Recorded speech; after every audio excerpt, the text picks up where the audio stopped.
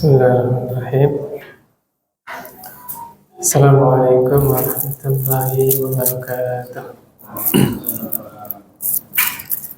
Alhamdulillah, wassalatu wassalamu ala rasulillah wa ala alihi wa ashabihi wa man tabi'ahu bi ihsanin ila yaumiddin wa ba'd. Oke, kita masuk pembahasan. Sampai kemana? Kemarin ingat nggak? Masih lupa? Seluruh dunia dan seisinya dilaknat. Ya, Rasulullah SAW bersabda, "Ala inna dunya mal'unah." Ketahuilah, sungguh dunia ini dilaknat. Mal'unun ma fiha, dilaknat semua yang ada di dalamnya. Kecuali, ada kecualinya. Yang pertama, zikrullah. Nabi yang bilang ini, Pak. Dunia seisinya itu terlaknat kecuali zikrullah. Ya, kalau kita kan di dalam dunia, berarti kita isinya kan. Kalau kita nggak mau dilaknat, ya jadilah orang-orang yang selalu ingat kepada Allah Subhanahu wa taala. Zikrullah. Wa man wala, dan apa-apa yang mengantarkan kepada zikrullah. Apa aja itu, Pak? Ya, termasuk majelis ta'lim, karena dengan pengajian bisa mengantarkan kita selalu ingat kepada Allah Subhanahu wa taala. Makanya majelis ta'lim disebut oleh Nabi majelis apa, Pak? Majelis zikir. Majelis zikir. Karena di dalam majelis ta'lim ini kita saling mengingatkan tentang hukum Allah, mana halal, mana haram, sehingga kita selalu mengingat Allah Subhanahu wa ta'ala. Ingat gak saya closing pekan kemarin kayak gimana? Uzkuruni azkurkum washkuruli wala takfur, kata Allah Subhanahu wa ta'ala. Ingatlah aku akan ingat kalian. Terus ana kasih perumpamaan bahwa Bapak kalau diingat sama orang yang Bapak cintai, senang nggak? Senang. Kita dulu waktu kecil diingat sama orang tua kita. Orang tua kita safar, pulang-pulang bawa oleh-oleh buat kita. Senang nggak ya? Nah, kita diingat oleh manusia yang kita sayang aja, senangnya luar biasa. Oh, berarti saya berarti bagi dia. Berarti di hati dia ada ruang buat saya. Betul nggak? Bagaimana kalau yang mengingat kita adalah Allah Subhanahu wa ta'ala? Ya? Kata Allah, uzkuruni azkurkum. Ingatlah aku, ya, berzikirlah kepadaku. Aku akan ingat kalian. Adakah sesuatu yang lebih membahagiakan lagi, lebih luar biasa daripada seorang hamba yang diingat oleh Allah Subhanahu wa ta'ala? Subhanallah. Wa aliman wa muta'alliman. Yang tidak dilaknat, yang berikutnya apa, Pak? Orang alim, orang yang ngerti agama. Karena Nabi pernah merekomendasikan bahwa orang-orang yang Allah kehendaki kebaikan adalah orang-orang yang Allah pahamkan ilmu agama. Kata Nabi sallallahu alaihi wasallam, "Man yuridillahu bi khairan yufaqihu fiddin." Siapa yang Allah kehendaki dia jadi orang baik, apa yang Allah lakukan? Allah pahamkan dia ilmu tentang agama. Subhanallah. Karena hanya dengan ilmu agama, Pak, kita bisa meninggalkan hal-hal yang Allah haramkan, kemudian kita bisa mengerjakan hal-hal yang Allah cintai. Hanya dengan belajar ilmu agama. Wa muta'alliman. Kan nggak semua orang bisa jadi orang alim, Pak. Saya aja susah jadi orang alim, ya. Subhanallah. Susah, Pak, jadi orang alim itu susah. Maka minimal kita jadi muta'allim. Muta'allim apa? Yang belajar terus, gak ada masalah selamanya kita jadi santri Apa salahnya? Selamanya kita jadi talabul ilmi, ya, nggak ada masalah.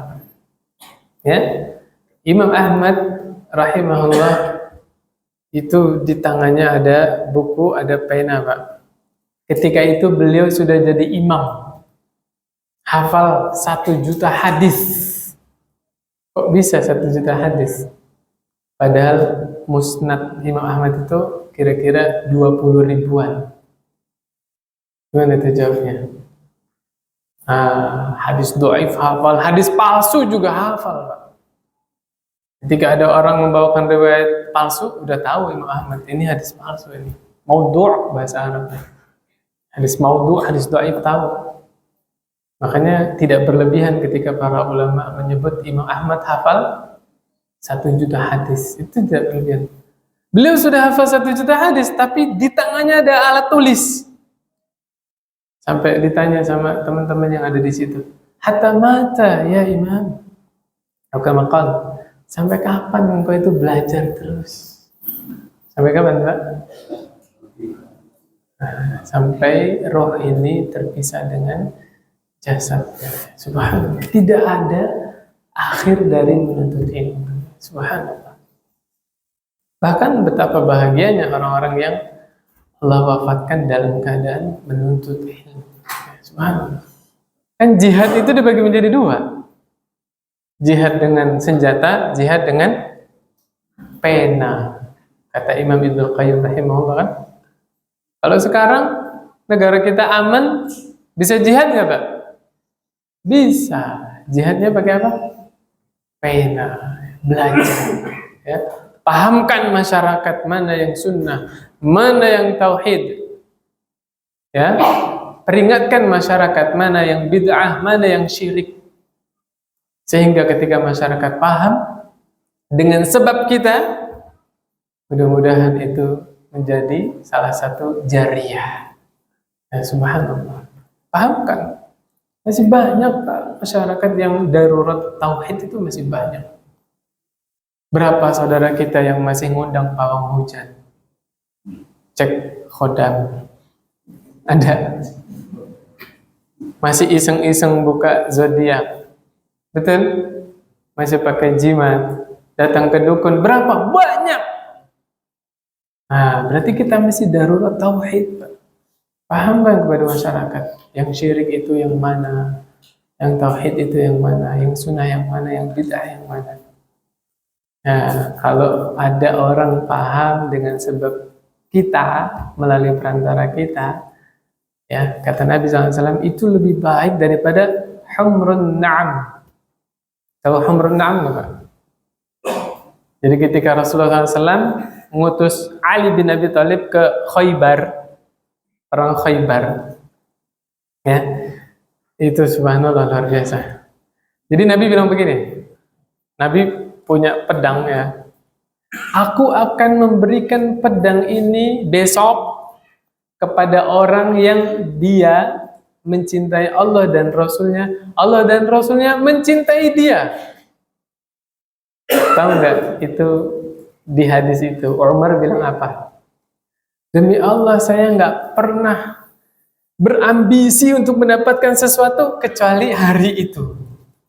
Kenapa, Pak? Sebabnya dia mencintai Allah dan Rasulnya, Allah dan Rasulnya mencintai dia. Jadi subuh-subuh itu sahabat-sahabat pada ngumpul di depan rumahnya Nabi Muhammad SAW. Berebut siapa ini yang dapat pedang. Termasuk Umar, Pak. Pengen dapat pedang itu. Apa yang terjadi? Ketika Nabi SAW keluar, orang yang hadir di situ desek-desekan, nggak ada yang dipilih sama sekali. Nabi nanya siapa? Ali. Aina Ali? Ali bin Abi Thalib lagi sakit mata. Sampai nggak bisa ngebuka matanya. Ya, sakit mata. Makanya nggak ikutan. Akhirnya disuruh panggil. Apa yang terjadi, Pak? Ali bin Abi Thalib datang. diludahin Pak matanya sama Rasulullah Sallallahu Alaihi Wasallam. Itu seketika hilang seakan-akan tidak sakit sama sekali. Ini jangan ditiru Pak ya. Bapak sakit mata datang ke kiai. Subhanallah. Gak bisa dikiaskan Pak, gak bisa. Ya, itu khusus Nabi. Memang tubuhnya Nabi itu berkah, ludahnya Nabi berkah. Bekas air wudhunya Nabi itu rebutan sahabat, sampai pengen berantem Pak. Ya, ribut gara-gara rebutan bekas wudhunya Nabi Muhammad SAW. Kenapa nggak bisa dikiaskan ke ustadz, ke kiai, ke habib? Kenapa? Ada nggak yang rebutan ludahnya Hasan? Hasan siapa Pak? Cucunya Rasul. Ada? Tidak ada. Yang rebutan ludahnya Husain, ada tidak?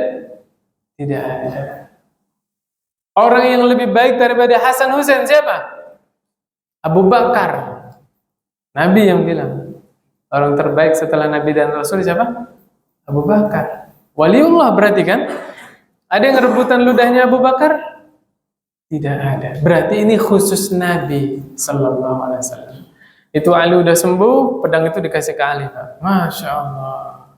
Berarti fix. Ali bin Abi Thalib itu adalah salah satu waliullah. Karena Ali mencintai Allah dan Rasulnya, Allah dan Rasulnya mencintai Ali. Apa kata Nabi? Sebelum Ali diutus ke Khaybar, Nabi pesan sama dia. Ya.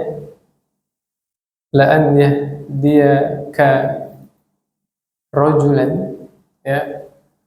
Sungguh Ali, demi Allah, sungguh orang dapat hidayah melalui engkau itu lebih baik daripada engkau mendapatkan humrun na'am. Apa itu humrun na'am? Unta merah. Yang ketika itu unta merah adalah kendaraan paling mewah Pak. Zaman itu kan kuda mahal nggak Pak? Mahal. Unta mahal. Yang paling mewahnya kendaraan ketika itu adalah unta merah. Humrun na'am. Kalau kendaraan mewah sekarang apa Pak? Alhamdulillah, untuk masyarakat umum Alphard. Tapi kalau untuk Sultan, Lambo, apa lagi? Ferrari misalnya ya. Ya pokoknya kendaraan gitu. Ya kalau sepeda motor Harley Davidson gitu ya. Maka ada orang dapat hidayah melalui kita itu lebih baik daripada kita mendapatkan kendaraan-kendaraan mewah zaman sekarang. Langsung aja to the point, helikopter dah. Mahal banget helikopternya. Orang dapat hidayah melalui kita itu jauh lebih baik daripada kita dapat helikopter. Subhanallah. Ya. Maka dari itu ya, jadilah kita salah satu di antara 4 ini. Orang yang selalu mengingat Allah, atau orang yang selalu menuju ke arah mengingat Allah, kemudian atau menjadi orang alim, atau orang yang selalu belajar ilmu agama supaya tidak terlaknat. Kemudian yang berikutnya, kata Nabi SAW, la tattakhidud dai'ah fatarghabu fid dunya. Ya. Janganlah kalian begitu semangat mengumpulkan harta sehingga kalian serakah terhadap dunia. Ada nggak Pak yang begitu? Dari Senin sampai Jumat kerja, ayo. Terus Sabtu lembur, Ahad lembur. Kapan ngajinya? Ada nggak orang model begini? Bahkan ada model orang sebelum subuh udah nggak di rumah, nyampe rumah ba'da isya Pak. Jadi anaknya itu melek, nggak ngelihat orang tuanya. Anaknya tidur, nggak ketemu orang tuanya. Ada Pak? La ilaha illallah. Bapak-bapak, ibu-ibu yang dirahmati Allah Subhanahu wa taala. Kalau kita punya anak, anaknya masih usia SD, ya, rangkul, barengi Pak. Kenapa? Itulah kesempatan kita kedekatan dengan anak, yaitu di usia SD, Pak. Dari kelas 1 sampai kelas 6. Kenapa?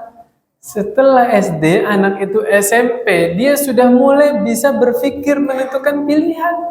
Sebagian orang SMP dipondokin kan?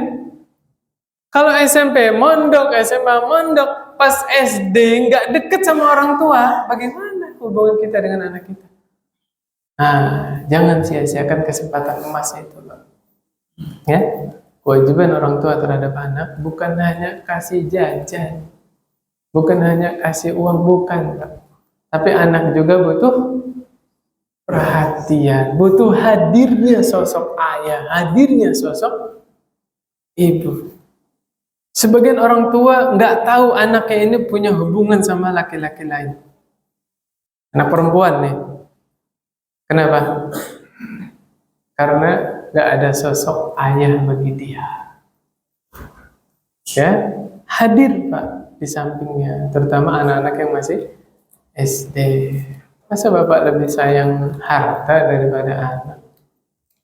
Kalau harta hilang, kurang, masih bisa dicari, Pak. Kalau anak nggak ada gimana, Pak? Bisa diganti anak, Pak.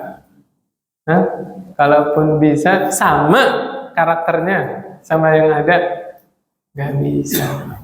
Ya, ini pesan sedikit ya buat wali murid. Sini kan wali semua ini. Saya juga wali, Pak. Wali murid, subhanallah. Kemudian berikutnya, ya, marra alaina Rasulullah sallallahu alaihi wasallam, ya, kata Abdullah bin Amr bin As, ya, wa nahnu nu'aliju khussan lana.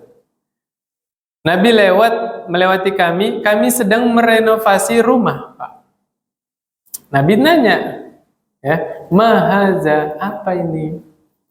Ya kan wajar ya kalau rumah udah waktunya direnov gitu ya. Kata para sahabat, qad waha wa nahnu nuslihuhu. Rumah ini hampir ambruk, makanya kita benerin. Apa jawab Nabi? Ma ra'al amra illa a'jala min dzalik. Saya enggak melihat kecuali bisa jadi ajal kita lebih cepat daripada hancurnya rumah ini. Masya Allah. Ya, benar Pak ya? Ada nggak Pak tukang yang lagi benerin rumah meninggal tukangnya? Nah, Nabi ingetin. Ya, subhanallah. Ya, faedahnya hendaknya kita dalam keadaan apapun senantiasa menjadi orang yang zikir, zikrullah. Ya. Ada orang meninggal kecelakaan di jalan?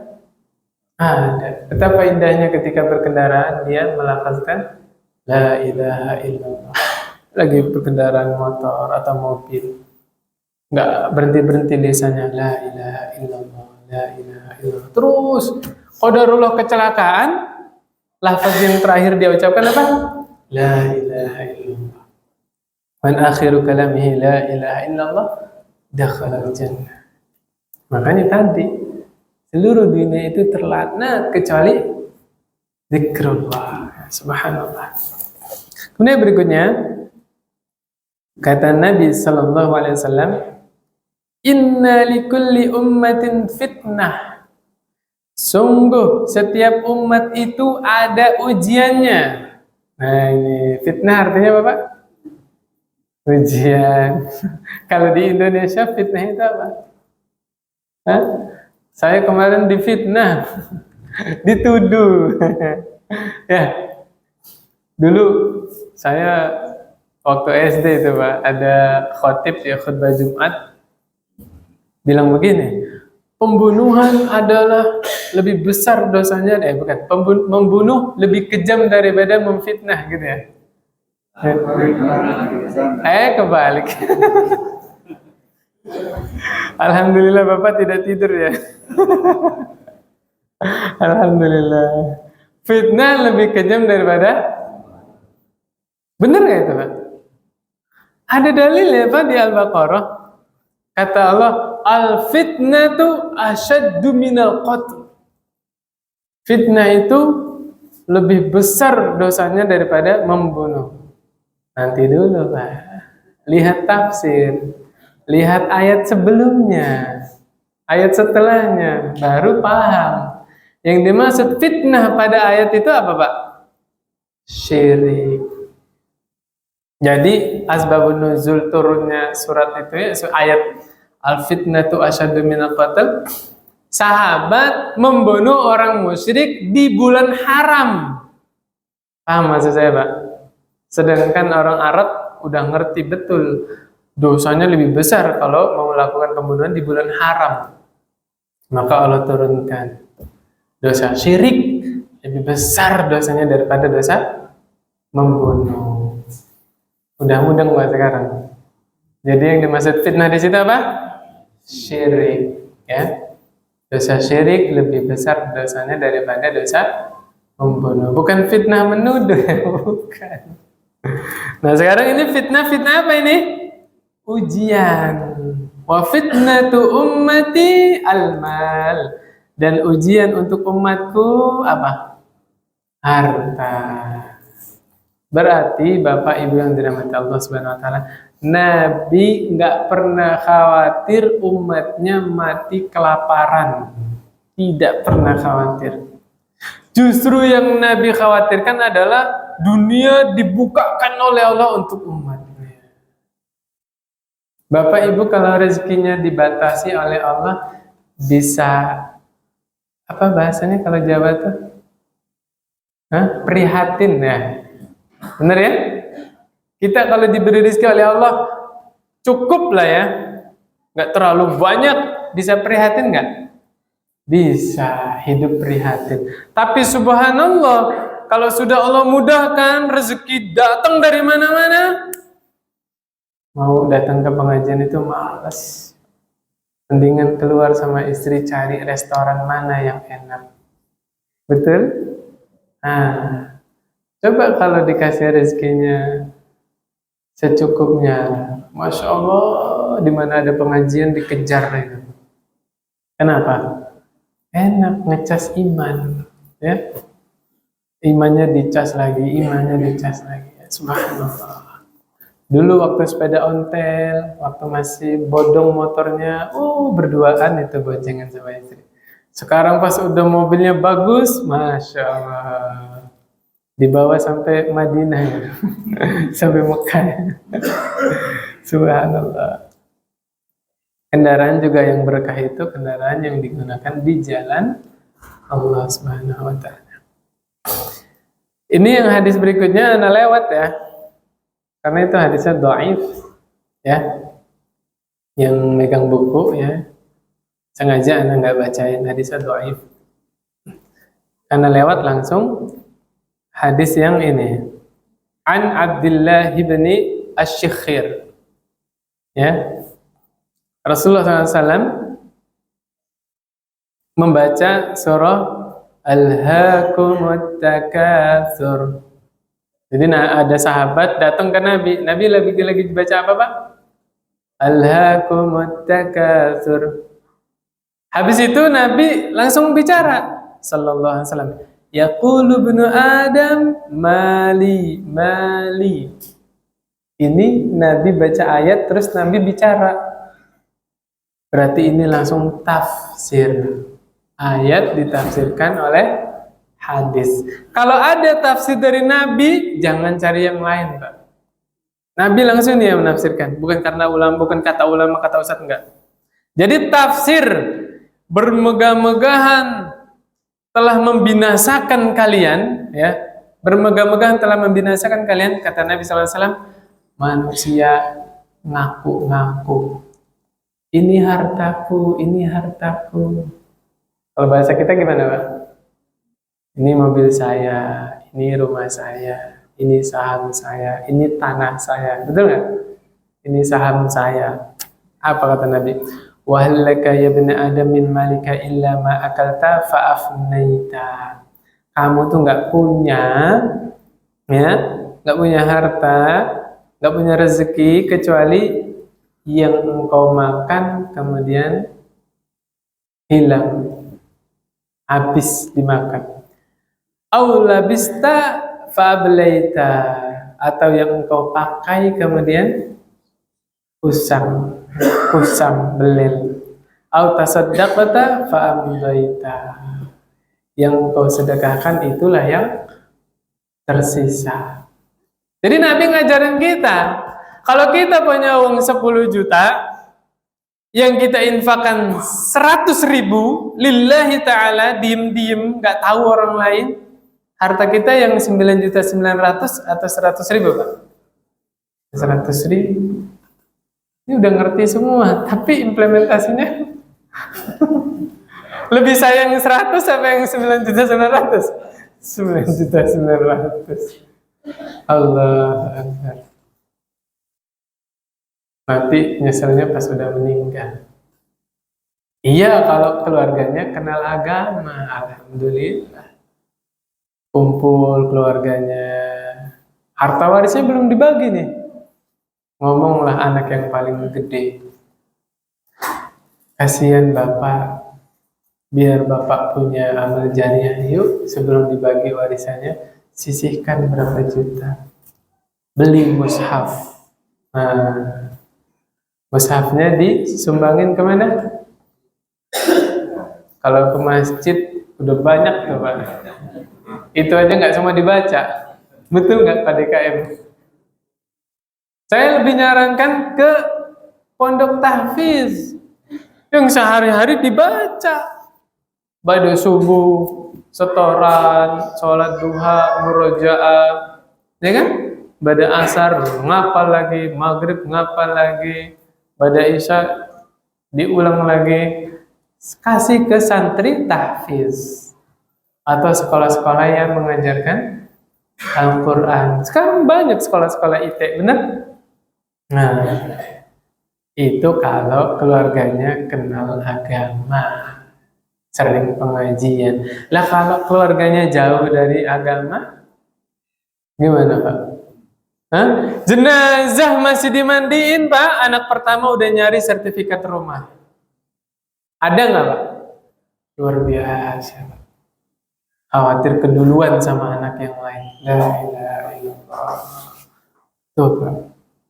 Salah satu contoh kalau Allah tidak memberkahi harta seseorang, bukannya membawa kebaikan, malah mendatangkan bencana, musibah.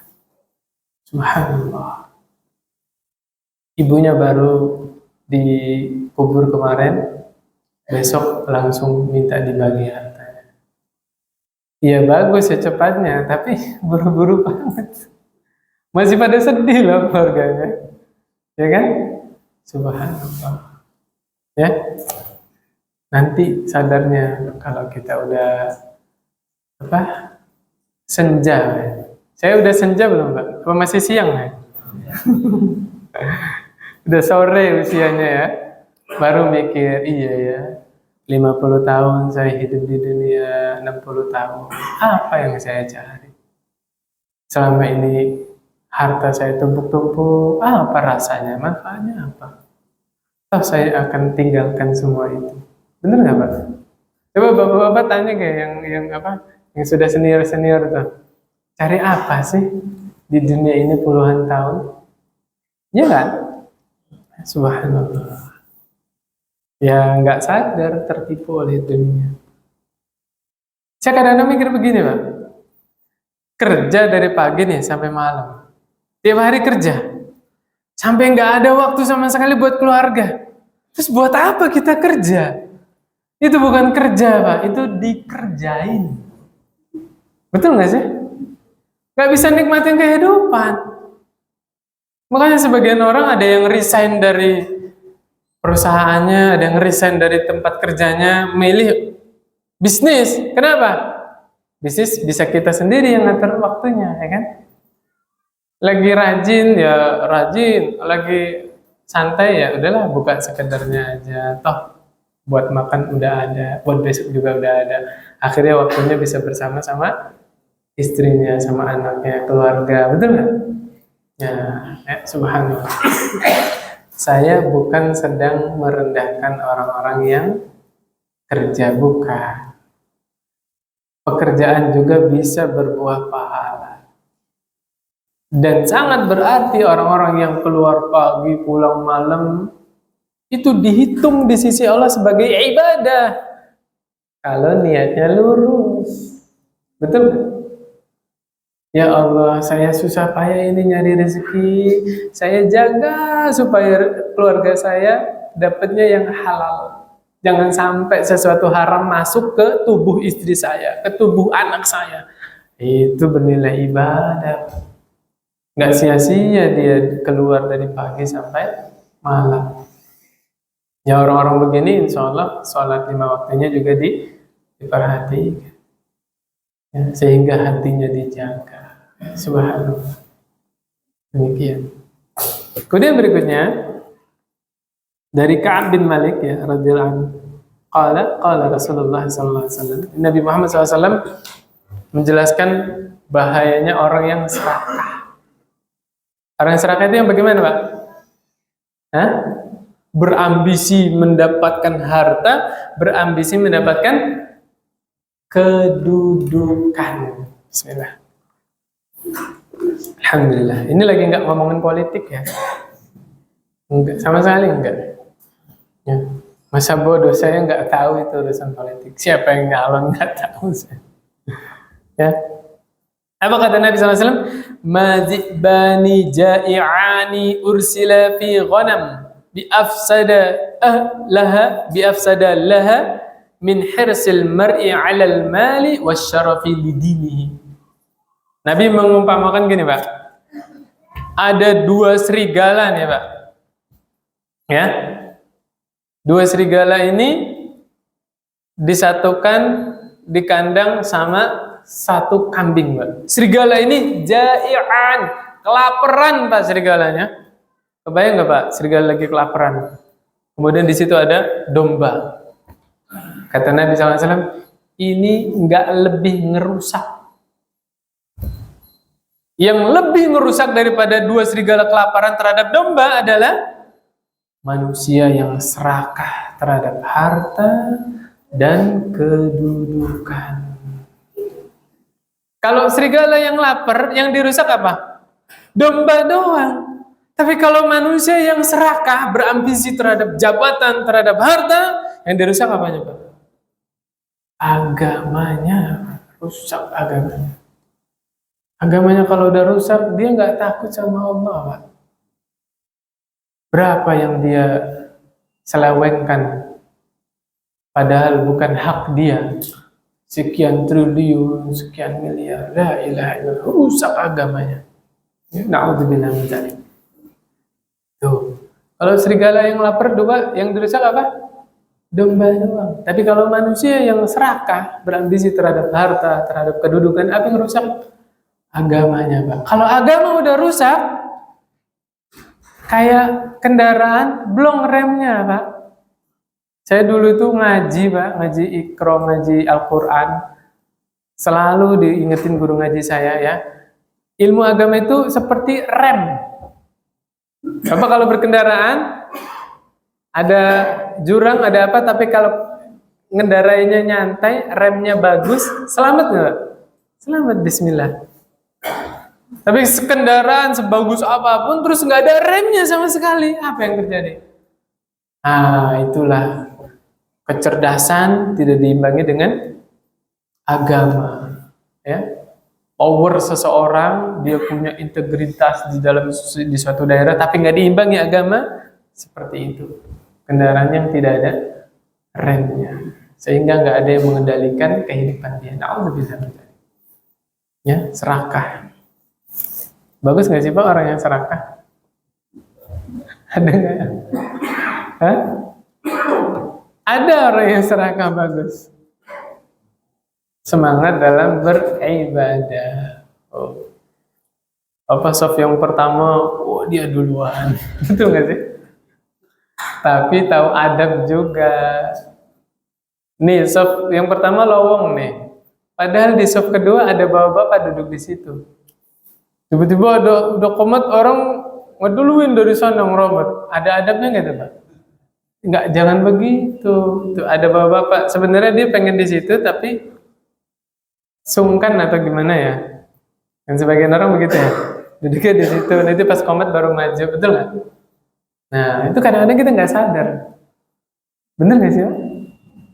Saya pengen dapat soft pertama, tapi dia melukai perasaan saudara muslimnya. Iya nggak sih? Ah, hati-hati, ini kadang-kadang nggak disadari. Ya, subhanallah. Kemudian berikutnya, nama Rasulullah Sallallahu Alaihi Wasallam. Apa itu artinya? Nama Rasulullah Sallallahu Alaihi Wasallam. Hah? Tidur, Pak. Rasulullah SAW tidur. Ya, tidurnya di mana? Ala hasirin, di atas tikar. Bapak tidur di mana, Pak? Spring bed. Empuk ya, Pak? Kasurnya AC? Kasurnya. Kamarnya AC? Ah, ini lihat nih. Nabi tidur di atas tikar, faqama wa qad asara fi janbihi. Bangun tidur dari tidur di tikar tadi, ada bekas tikernya, Pak, di tubuhnya Nabi. Ngerti insyaallah, Pak ya? Kalau orang tidur di atas tikar lama, ada bekasnya ya. Sahabat ngelihat, ya. Ya Rasulullah, lawittakhazna laka wita'an. Ya Rasulullah sallallahu alaihi wasallam, seandainya engkau mau, kami bisa bawain kasur buat engkau. Nabi, Pak, khalifah, pemimpin kaum muslimin, pemimpin tertinggi kaum muslimin di seluruh dunia. Nabi Muhammad SAW tidurnya di mana? Di atas tikar. Kalau mau, Nabi tinggal nyuruh sahabat ambilin kasur, bisa. Apa jawab Nabi?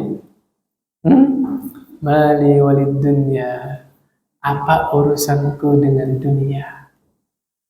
Ma'ana fid dunya illa karakibin istadhalla tahta syajarah summa raha wa tarakaha. Perumpamaan aku dengan dunia, aku hidup di dunia bagaikan seorang yang pengendara kemudian istirahat sebentar di bawah pohon kemudian meninggalkan pohon tersebut.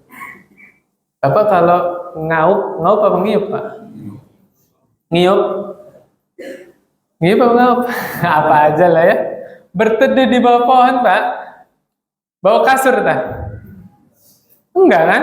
Ya pokoknya ngendarain, mungkin terlalu panas, atau capek, atau hujan, tiba-tiba ada pohon rindang, berhenti di situ.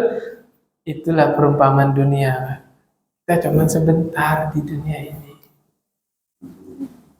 Sebentar doang, udah selesai, misalnya hujannya reda atau panasnya udah agak mending, lanjut lagi. Masya Allah. Habis ini jual spring bednya. Ganti tikar. Saya lagi di endorse sama tukang tikar. Subhanallah. Ya, yang berikutnya, apa ini faedahnya, Pak? Fabi ayyi ala'i rabbikuma tukadziban. Nikmat mana lagi yang engkau dustakan? Ya, kita kalau dibandingin Nabi, fasilitas rumahnya itu, ya Allah. Kemarin kita udah cerita, Nabi sholat di tempat sujudnya ada apa, Pak? Kakinya Aisyah. Bapak pernah nggak lagi sholat kakinya istri ada di tempat sujud? Tidurnya mah di mana, sholatnya di mana, betul? Nabi tidur ya di situ, sholat ya di situ. Saking apa? Sempit rumahnya, Pak. Subhanallah. Terus kita nggak bersyukur? La ilaha illallah. Ya, Nabi dikasih rumah kecil sama Allah, sholat tahajudnya, Pak, kencang.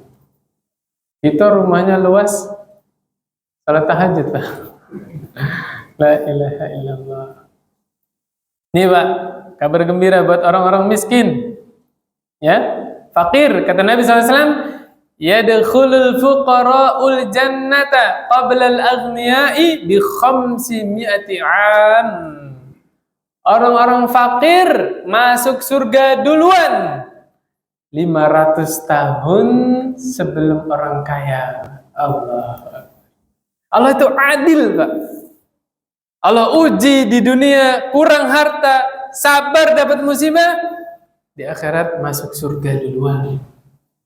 Adil gak Allah? Adil. Orang kayanya ngapain, Mbak? Hisabnya 2 kali. Dapat hartanya dari mana?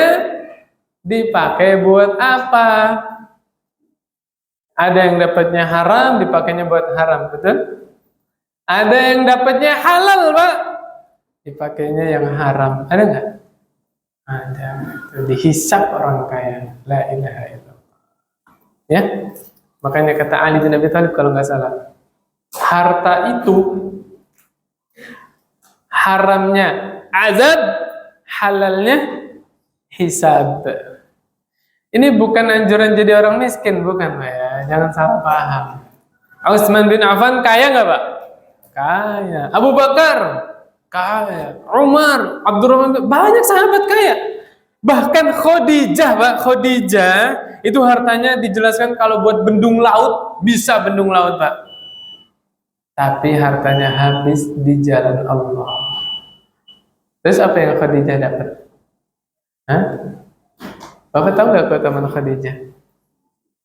Jibril datang, bilang kepada Nabi, ini bentar lagi Khadijah datang bawa makanan nih, bawa bejana isinya makanan. Sampaikan salam untuk Khadijah dari Allah. Subhanallah. Kaya Khadijah, tapi digunakan hartanya di jalan Allah. Subhanallah. Dapat salam dari mana, Pak? Dari Allah. Jibril nggak mau kalah. Salam dari Jibril, ya. Subhanallah. Itu Khadijah itu. Jadi intinya, la ba'sal ghina liman ittaqa. Itu hadis Nabi, Pak. Tidak masalah kaya bagi orang-orang yang bertakwa. Gak masalah, Pak. Banyak harta gak masalah. Haji butuh harta gak, Pak? Butuh. Umroh butuh harta? Butuh. Zakat itu semua kan rukun Islam, ya kan? Ajaran Islam. Maka jangan sampai salah paham. Yang tercela itu ketika orang kaya tapi kekayaannya tidak mendekatkan dia kepada Allah Subhanahu wa Ta'ala. Kemudian berikutnya, ya, kata Nabi SAW, ittala'tu fil jannah. Aku melihat ke surga. Fara'aitu aktsara ahlihal fuqara. Maka aku melihat kebanyakan penghuni surga dari kalangan fakir, ya, fuqara, orang-orang miskin. Ya, ulangi ya. Ini Nabi yang bilang, orang yang paling banyak masuk surga dari kalangan mana? Orang miskin. Ya, subhanallah. Hadisnya Bukhari Muslim. Wattala'tu finnar fara'aitu aktsara ahliya an-nisa. Kemudian aku melihat kepada neraka, ternyata neraka kebanyakan penghuninya dari kalangan perempuan. La ilaha illallah. Ya. Di riwayat yang lain dijelaskan lebih jelas lagi sebabnya. Kenapa perempuan lebih banyak masuk neraka? Kufrul ashir diantaranya tidak mensyukuri pemberian suami. Sebagian orang gara-gara apa ini, Pak? Salah gaul. Teman-teman nongkrongnya itu suaminya ngasih jajan sebulan sekian, dia nggak dikasih jajan sama suaminya. Padahal suaminya bukan nggak mau ngasih jajan, memang nggak ada, mau kemana? Habis uangnya buat kebutuhan setiap bulan, buat SPP anak, buat kuota, buat listrik, kontrakan, segala macam. Tapi dia gaulnya sama yang di atas dia, akhirnya nggak bersyukur, Pak. Makanya kemarin kan sudah diingatkan ya, lihat yang di bawah kita, supaya kita menjadi orang yang bersyukur. Ada lagi sebab lain, perempuan-perempuan kebanyakan masuk neraka, tidak pandai menjaga aurat. Laki-laki suruh tundukkan pandangan kan? Tapi perempuan juga suruh bantu laki-laki menundukkan pandangan. Dengan apa? Menutup aurat, menjaga aurat. Ya. Kalau cadar masih asing di tengah masyarakat, Masker diterima nggak? Diterima, silakan nggak. Kadang-kadang saya heran, orang mempermasalahkan orang yang pakai cadar, tapi kalau ibu-ibu pakai helm nggak diprotes. Bener nggak Pak? Helm full face itu diprotes tidak? Kan aneh ya. Artinya sama-sama ketutup kan, mukanya sama-sama ketutup kan. Nah, maka pesan untuk laki-laki untuk menundukkan pandangan, tapi pesan juga untuk wanita, bantu laki-laki menundukkan pandangan. Dengan apa? Jaga auratnya, ya, jaga auratnya. Coba para wanita, buka hadis-hadis Nabi. Saya sampaikan satu, Pak. Satu helai rambut wanita ini keluar dengan sengaja, haram mencium bau surga. Padahal baunya surga itu tercium dari sekian puluh tahun perjalanan. Satu helai, Pak.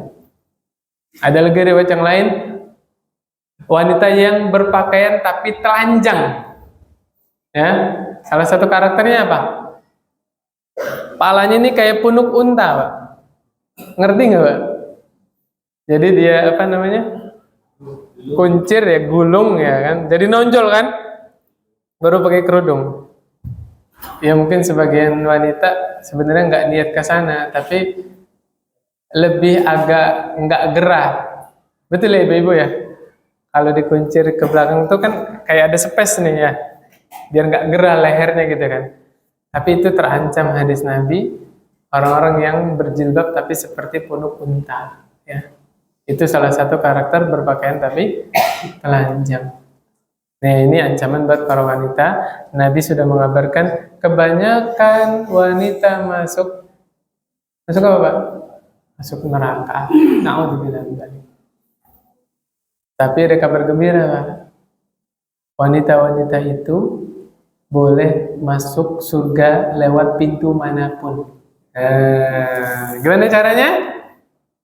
Yang pertama, sholat 5 waktu, ibu-ibu.